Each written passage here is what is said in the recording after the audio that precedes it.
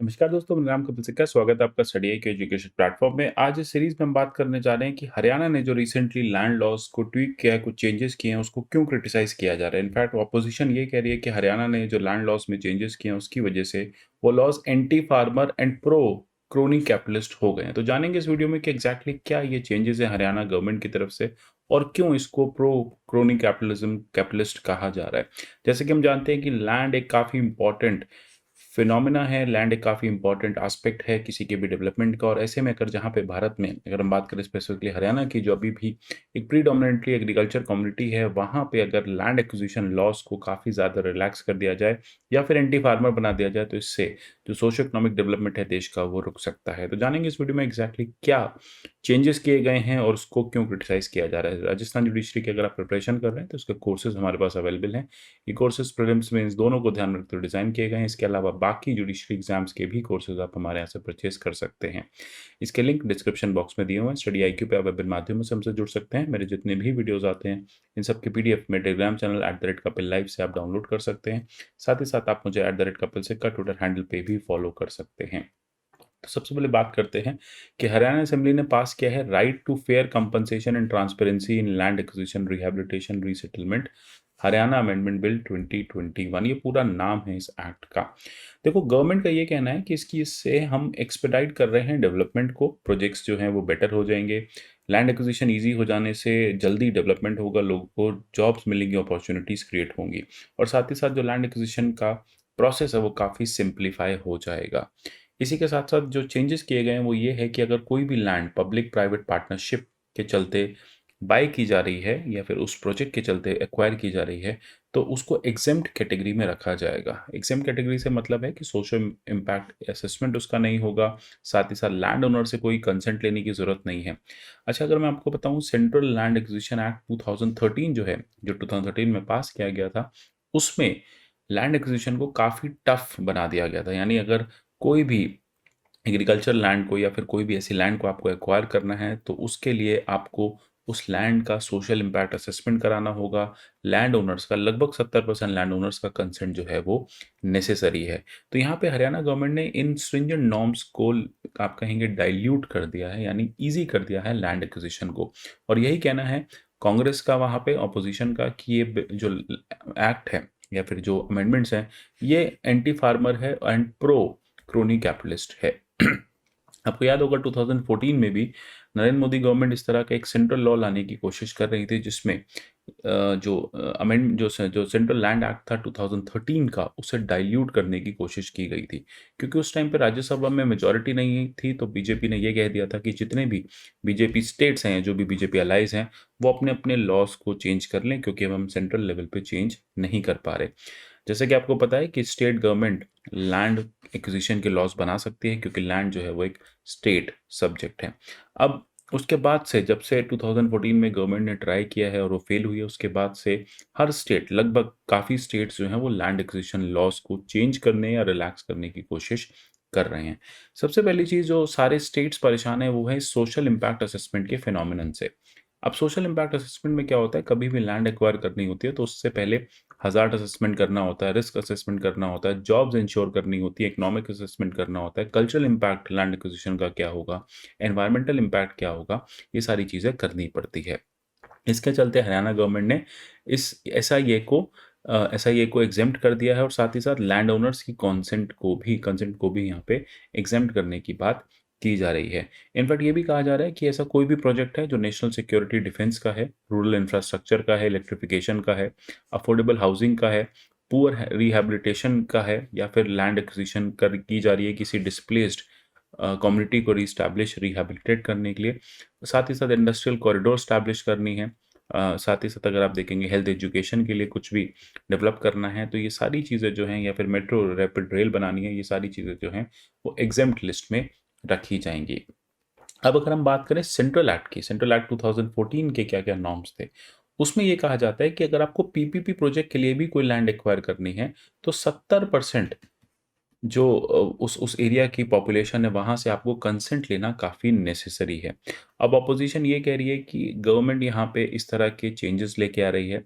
साथ ही साथ अगर गवर्नमेंट कंसेंट नहीं लेगी लैंड ओनर्स का, तो फिर लैंड ओनर्स जो कि प्राइमरीली फार्मर्स हैं, उनके पास कोई चॉइस नहीं है। जो भी उनको कंपनसेशन दिया जाएगा वो उनको एक्सेप्ट करना पड़ेगा।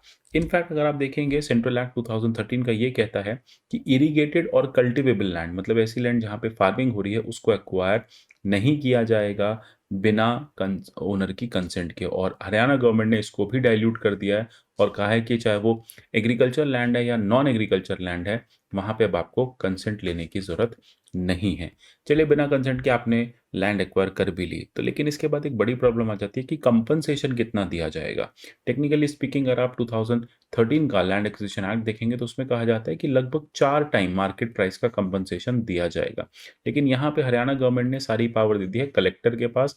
डिस्ट्रिक्ट कलेक्टर एक लमसम अमाउंट, जो डिस्ट्रिक्ट कलेक्टर को ठीक लगे कि उससे रिहैबिलिटेशन हो जाएगा, रीसेटलमेंट हो जाएगा, जो कि यूजुअली 50% होगा कंपनसेशन का, तो वो यहाँ पे दे दिया जाएगा। तो यहाँ पे सबसे बड़ी बात ये हो जाती है कि कलेक्टर के पास एक पावर आ गई है कि क्या फेयर कॉम्पेंसेशन है, वो उस पर्सन को या उस लैंड एक्विजिशन के बाद फार्मर को दे देंगे। और सबसे बड़ी बात है, उसमें कोई भी फर्दर इंक्वायरी नहीं की जाएगी। अगर डिस्ट्रिक्ट मजिस्ट्रेट सेटिस्फाइड हैं कि जितने भी पर्सन इंटरेस्टेड हैं, उन्होंने कंसेंट दे दिया है, उनकी टर्म्स एंड कंडीशंस मान ली गई हैं, तो यहाँ पे जो लैंड एक्विजिशन है वो हो जाएगा। और साथ ही साथ डिस्ट्रिक्ट मजिस्ट्रेट जो हैं, उनके अकॉर्डिंग या फिर उनके जो भी ऑर्डर्स होंगे उसके अकॉर्डिंग लैंड को एक्वायर कर लिया जाएगा। और यही एक इसका क्रिटिसिज्म भी है।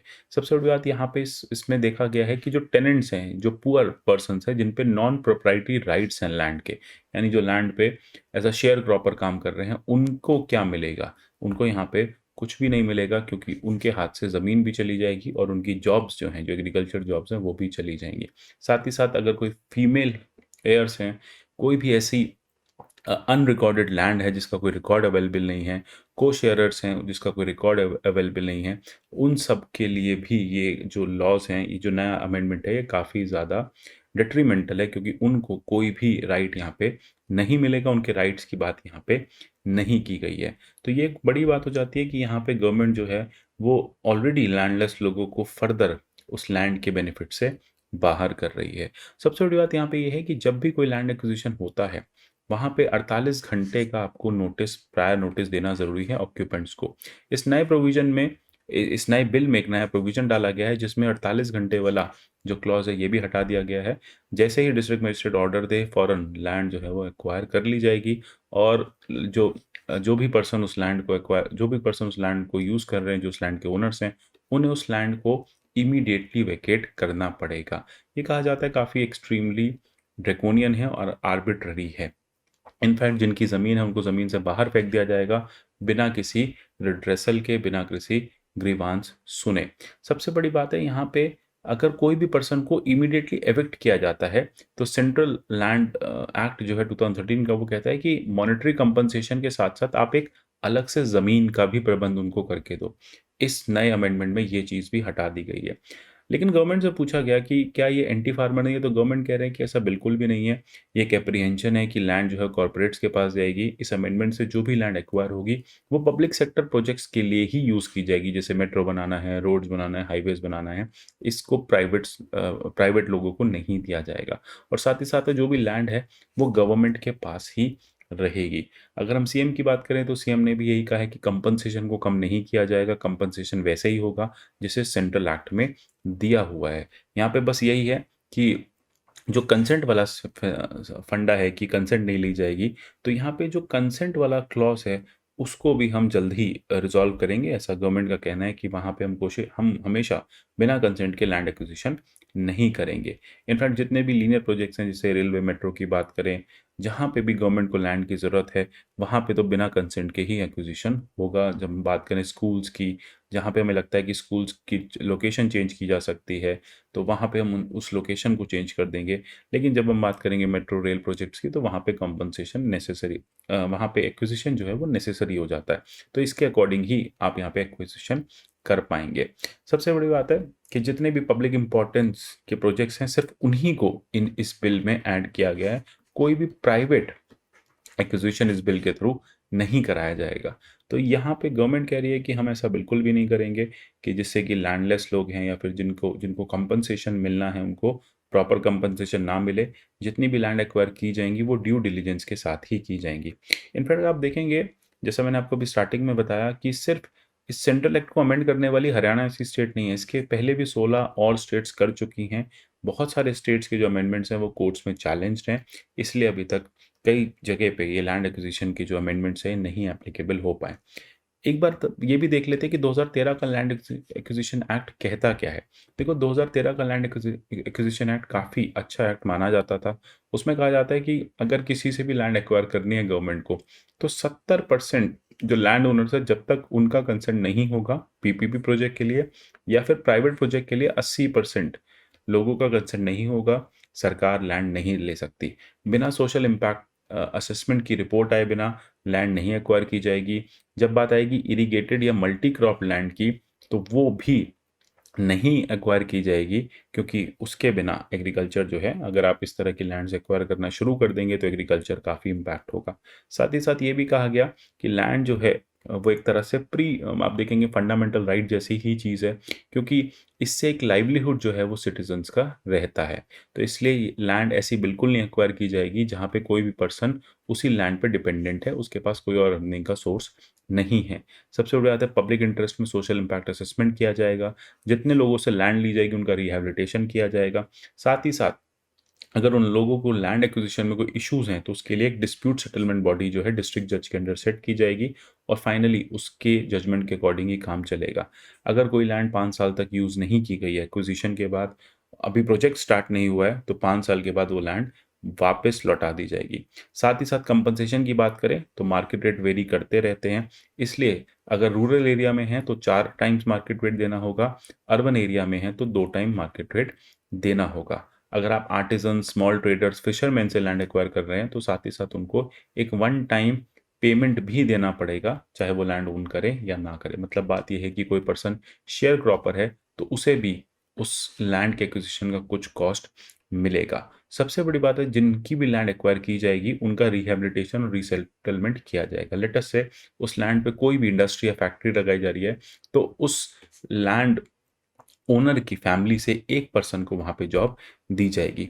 ये सारी बातें लैंड एक्विजिशन एक्ट 2013 के एक्ट में लिखी थी, लेकिन जैसा कि मैंने आपको बताया अभी तक ठीक से इम्प्लीमेंट नहीं किया गया है, इसलिए आज भी लैंड एक्विजिशन एक बहुत बड़ी प्रॉब्लम बनी है, गवर्नमेंट के लिए भी और साथ ही साथ फार्मर्स के लिए भी। और अगर इस तरह से गवर्नमेंट जो हैं वो लैंड एक्विजिशन बिल अमेंडमेंट्स ला के इनको डाइल्यूट करती रहेंगी, तो फिर सोशो इकोनॉमिक डेवलपमेंट की अगर हम बात करें किसानों के डेवलपमेंट की हम बात करें, किसानों को कंपनसेशन की, तो ये ठीक से कभी भी नहीं मिल पाएगा। तो आशा करता हूँ टॉपिक आपको समझ में आया होगा। इस तरह के और टॉपिक्स मैं लाता रहूँगा। मिलेंगे अगले ऐसे किसी सेशन में, तब तक के लिए goodbye, take care and God bless you all.